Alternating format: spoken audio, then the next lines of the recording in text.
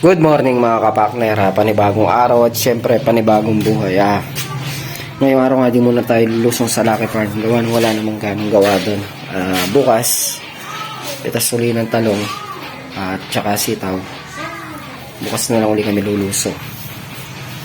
Dito muna ako sa bahay. Ayusin ko lang muna itong ang gamit namin para maayos siyang tingnan. Hindi siya kalat-kalat. Yung mga kapakner, itong mirror box namin, nililipat ko na doon sa kwarto namin ni Mrs. Para lumawag-luwag yung kwarto ni Tasha.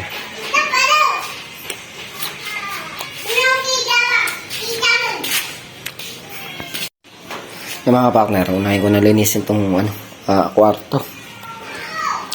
I-ayos ko lang yung papag namin, igagano ko. Para medyo lumuwag. Tapos lalagay ko yung mirror box dito.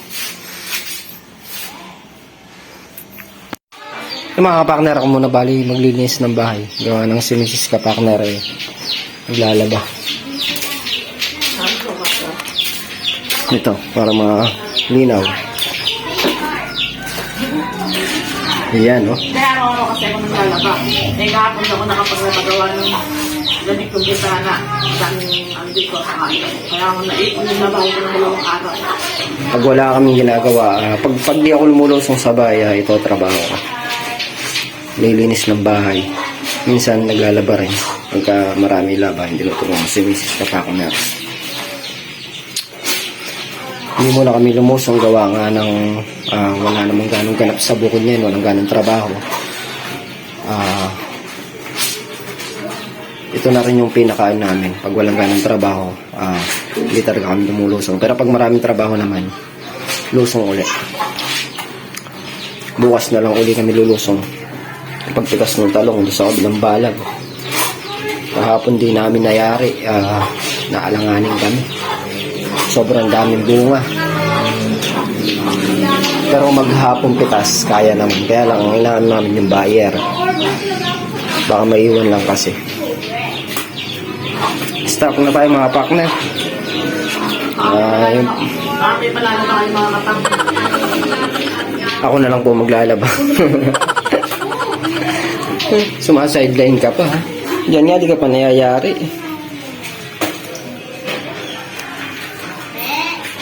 Stop na tayo mga kapakner. Siyempre, kailangan lahat malinis para maganda tingnan. Yung mga ano na yan, lilinisin natin yan. Lalagay natin sa ayos. Mga pang ano na, pang dispose na. Kaya alis ko na para lumuwang-luwang. Yung mga kapakner, unahin ko na itong bintana. Nakakatuwa lang dati, walis tingting gamit ko dito para tanggalin yung mga alikabok. Ngayon, nag-improve na, basahan na.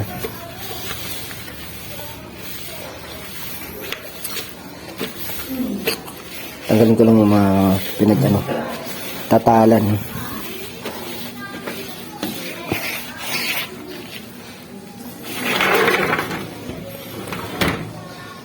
Tapos ko, basahan ito yun, may pamumunas ko dyan. Dito lang sa pinaka, niya, lalim ang kailangan basang-basa. Para kumapit yung, mga dumi sa basahan.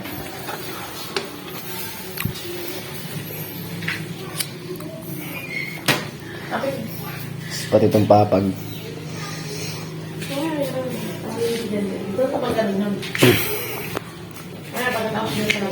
Lalagyan muna natin siya ng sabon.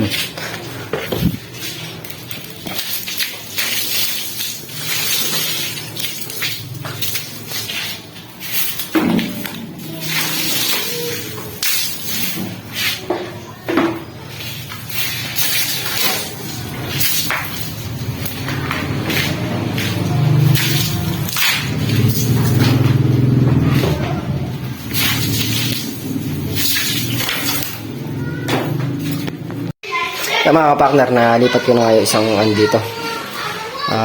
Durabox. Yan. Medyo maayos ng tingnan. So, papag namin nilipat ko na dito. Para maluwag siyang tingnan. Okay na siya.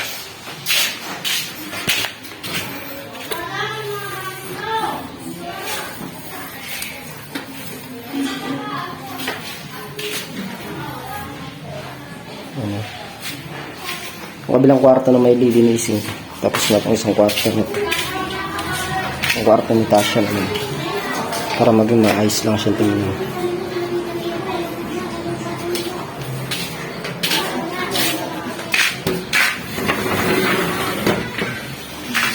Okay, Tasha medyo ang binukas mo din na maliwanag. Hindi katulad nyo sa amin. Dito kasi may pa, may space pa. Kasi silayan pa siya ng araw. Sa amin hindi. Kaya pag kahit nakabukas yung bintana na sa amin, medyo madilim.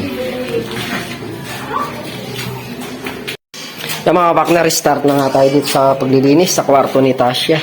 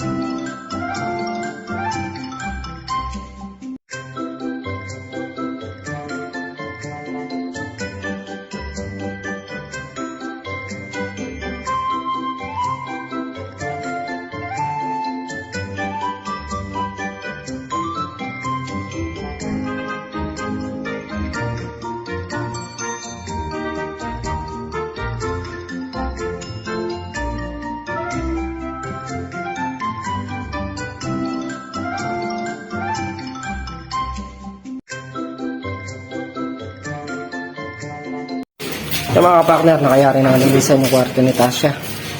Iayos na lang namin itong damit. Nalagay sa Durabox. O kaya, ilalagay namin sa Durabox para maayos siya. Medyo lumuwang-luwang na konti. Yung kwarto ni Tasha, gawa nang wala yung isang Durabox dito na ilipat ko na sa kabila. Maliwalas na siyang tingnan. Hindi katulad kanina. Yung mga partner, dito na naglilinis sa may sala. Linis ko na rin yung divider. Pupunasan ko lang ng basa ang tuyo para matanggal yung alikabok niya. Tapos dito ko siya ipepesto sa gawin dito. Ayan. Para kukuha na yung dalawang punta. Start na tayo mga kapakner.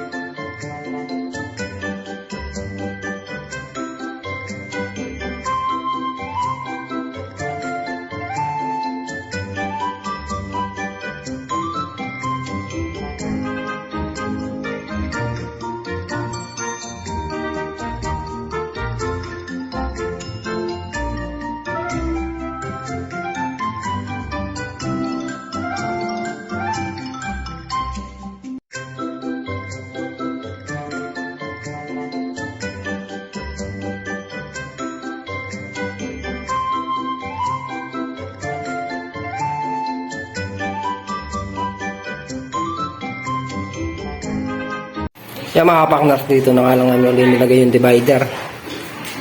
Gawa na magkakalikabok nga lang naman dito. Tapos na rin namin linisin ni Mrs. Kapakner.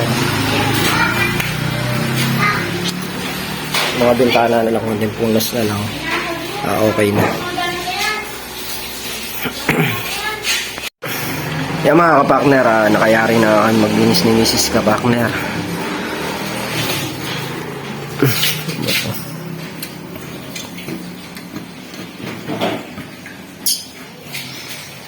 Malinis na lahat. Mga bintana. Okay.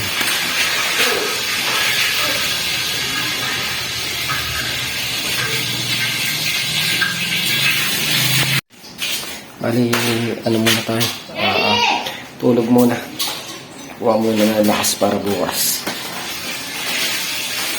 Kulinarya lumusong. Sabi ko sa kanya, bukas na ako lulusong. Gawa ng pahinga muna ng isang araw.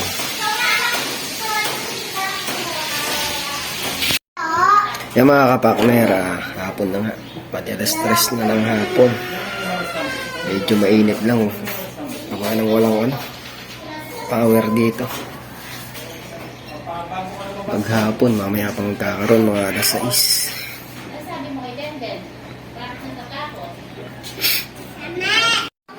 Yung mga kapakner, napansin ko lang. Bali, ayaw nyo mag-lock. Yan o.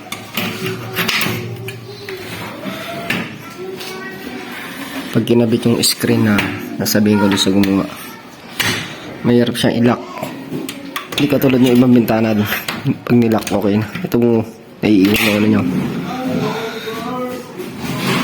Pag nilock mo siya, hindi siya kumakawi.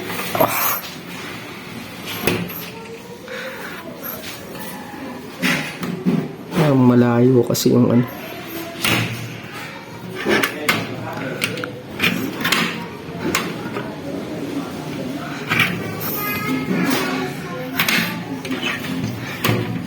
ayaw talaga malak.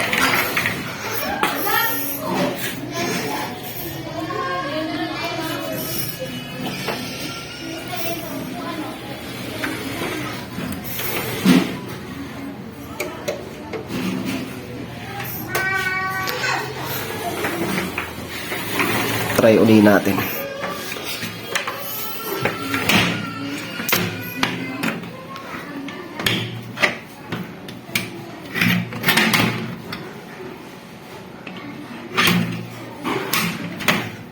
Sablay.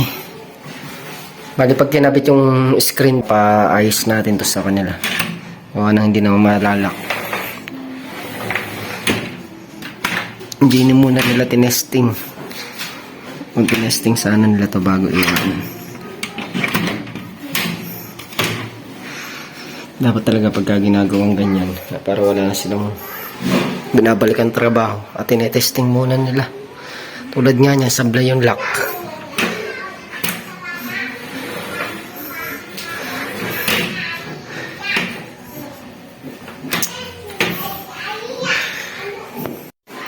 Yung mga partner, bali pagka bumalik na yung gumagawa ng bintana, papayos natin yung lakong bintana.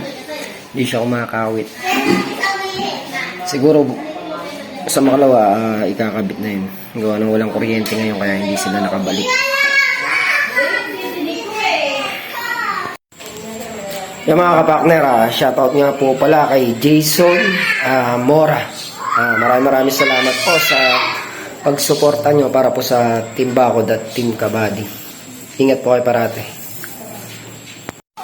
Yung mga kapakner, luto lang kasi misis ng hapunan. Wow. Talong.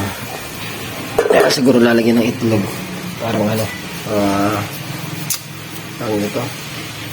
Parang yung kamatis, yung may kamatis na may itlog. Yung style ba. Kaya lang kakaiba siya. Gawa ng talungan nilagay ni Mrs. Kapakner.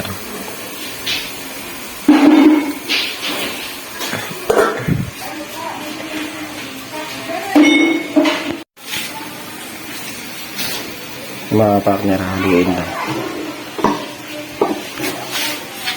Ano yan? Bilis mo.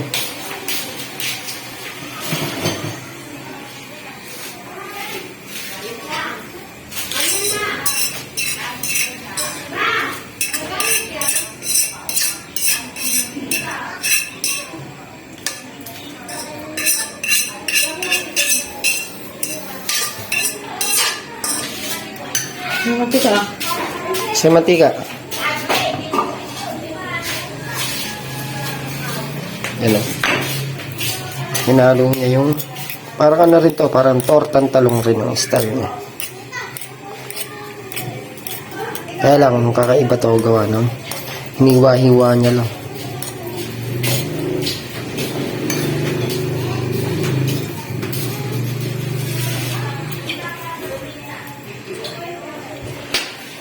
namin ito matigas sa akin. Hindi bawang na ano. Yung mga kapakner, bali ako na nga yung magtutuloy ng pagluluto ni Mrs. Kapakner. Mga na may ginagawa si Mrs. Kaya ko naman ito pagka prito-prito lang. Bali pinainit ko na lang nga yung mantika.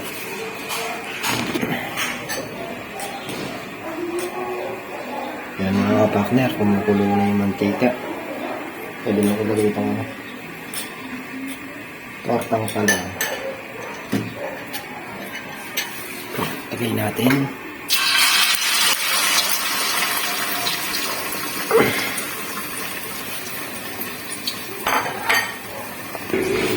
Nailagay na nga natin mga kapakner. Hintayin na lang natin siyang maluto.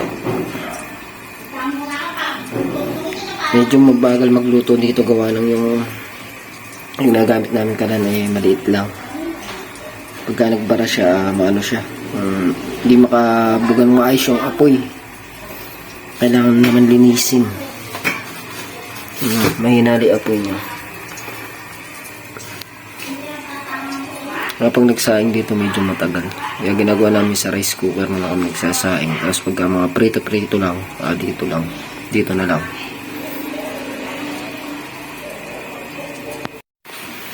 Mga partner, binilin ko na nga siya. 3 minutes pa. Pwede nang hanguin. Sasangod ko naman yung itong kanin. Yan o.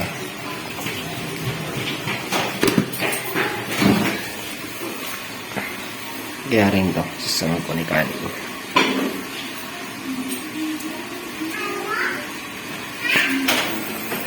Mga partner, luto na nga. Hanguin ko na siya. Para maisunod na yung kanin, maisangag na. Okay mga kapakner, nahango ko na nga itong log.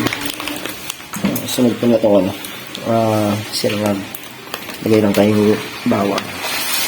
Uy, dami. Sunod ko.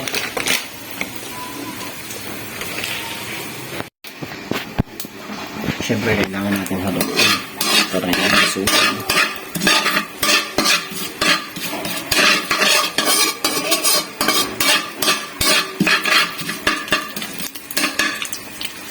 Pwede natin yung kanin.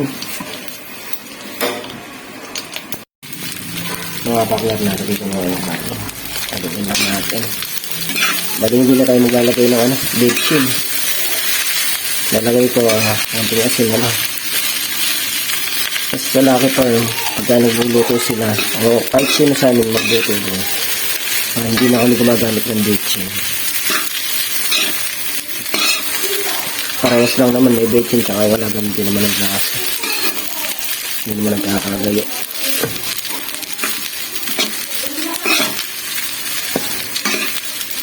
Hindi maganda kasi yung mga bacon. Hindi maganda sa katawan.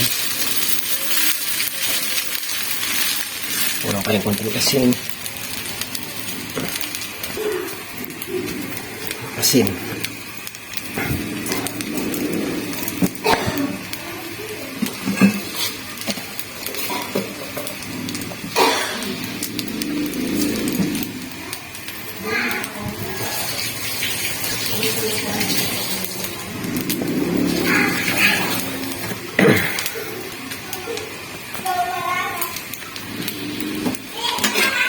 Halo-halo.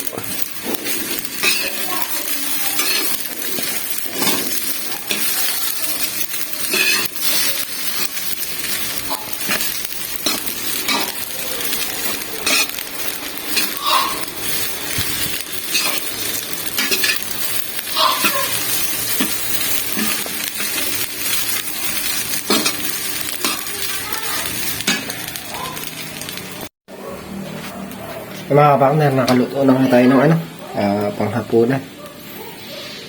Kawain ko na sila misis at si Natasha para makakain. Mga partner, kakain na kami hanggang maaga. Gawa ng alas 6 na rin naman. Maaga kami kakain gawa ng wala pang kuryente. Hindi namin alam kung ano station. Sabi 6 to 6 lang. Alas 6 na mahigit wala pa. Mamaya pang alas 7 buksan yung kuryente. Ay gawin namin na kain na kami ni Natasha. Kain po tayo mga kapakner. Yan mga kapakner, may kuryente na nga. Gagawin sa kuryente kanina alas 8 na. Yan mga kapakner, shoutout nga po pala kay Sir Jim Gerwell Tumulak. Siya po yung gumawa ng intro natin. Mga partner, maraming salamat po sa hindi nyo po pag-i-skip ng ads. Napakalaking tulong po. Sa mga sumusuporta para po sa Team Bakod at Team Kabady. Thank you po ng marami. Muli, maraming salamat po sa patuloy yung suporta. Hanggang dito na lang aming simpleng video. Ingat po kayo parati at God bless.